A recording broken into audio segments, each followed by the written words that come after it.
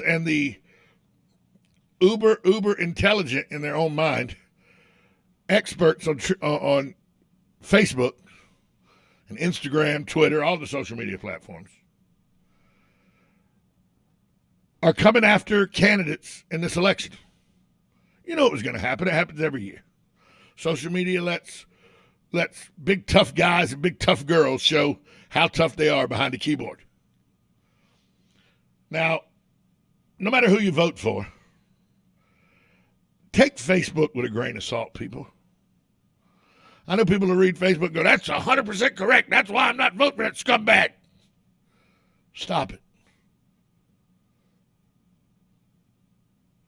Somebody probably uneducated wrote that review.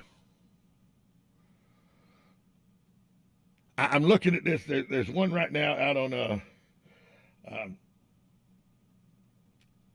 that is on word of mouth of Ocala, Marion County and surrounding areas. And it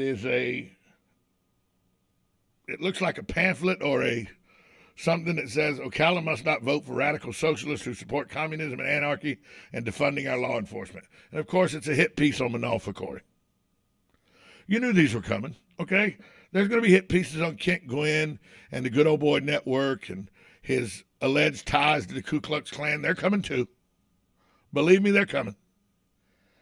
But this is basically this printout is a hit piece on Manal Fakori. It's part of politics. Hit pieces are been in politics as long as politics has been around. But that's not what I'd tune into. 552 comments.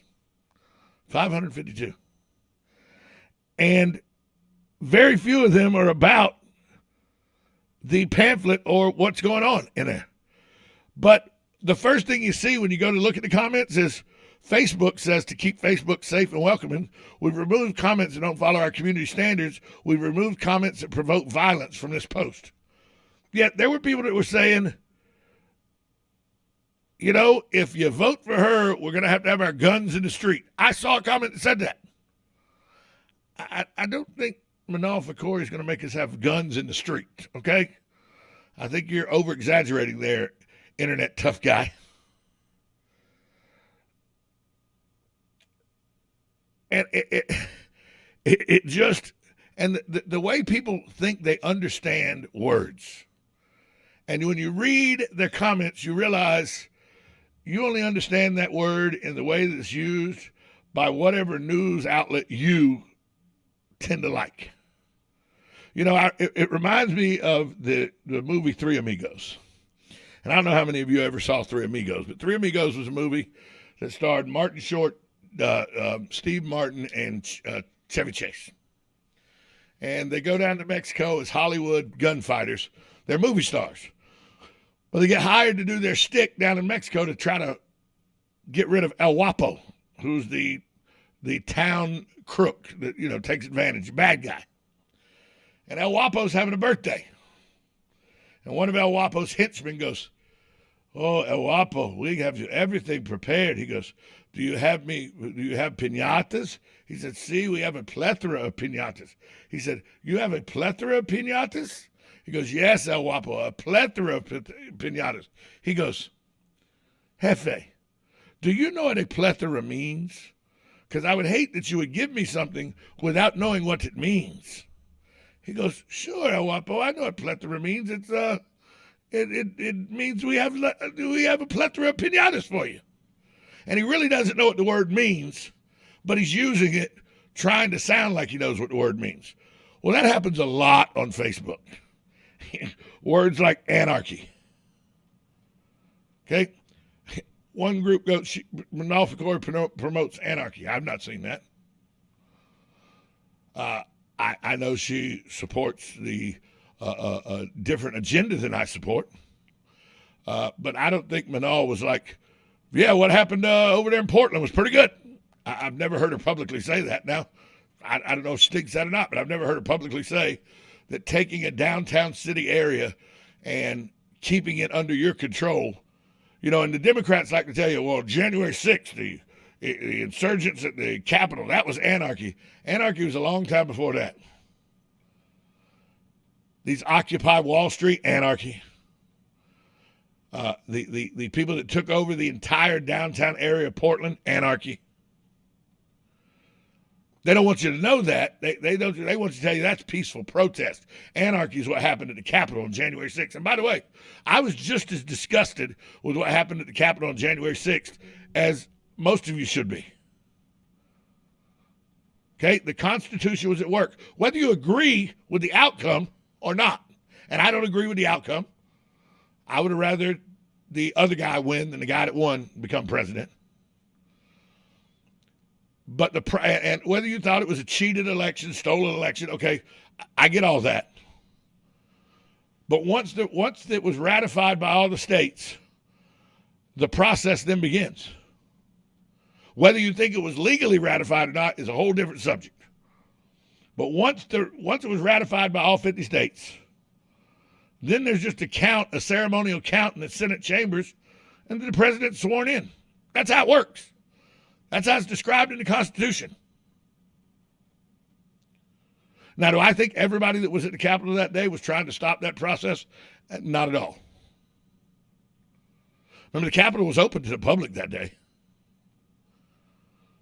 The federal building that they burnt down in Portland was not open to be burnt down. It wasn't open to the general public so they could go in and burn it down. The police, the police headquarters in downtown Portland that was overrun and burnt to the ground, that wasn't open to the public for them to just come in and tear it apart. But that's peaceful protest. No, that's anarchy. Understand the words that are coming out of your mouth before you use them. Words like socialism and communism. You know, people go, oh, I don't want to live in a socialist society. I don't want to be I don't want to be a damn commie. Socialism and communism are two different things.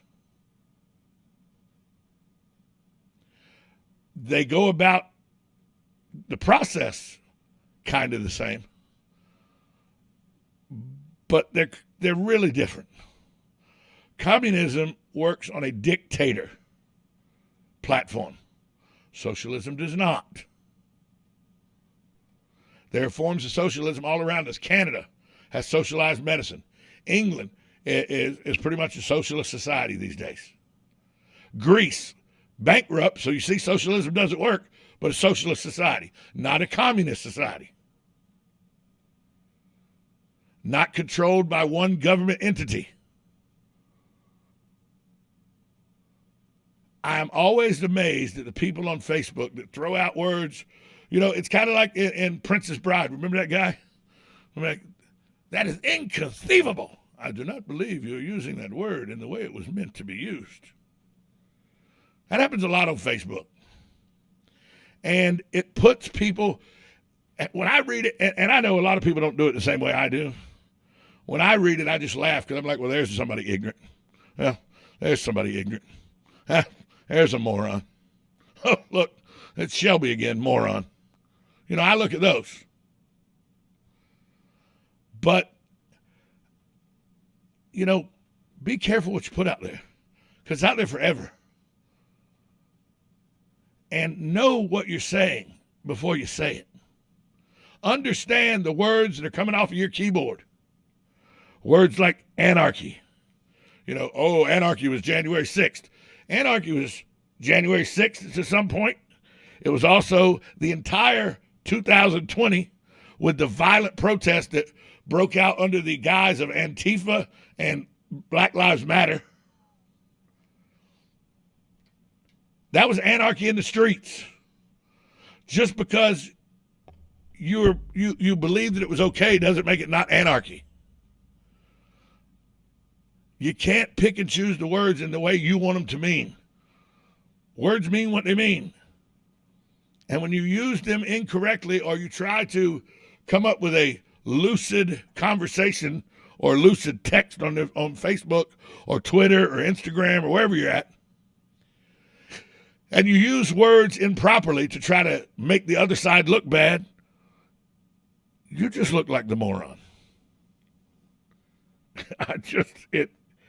It boggles my mind. The people that think they are just Facebook intelligent. That's what Facebook intelligent. I'm gonna coin that phrase. Facebook intelligent.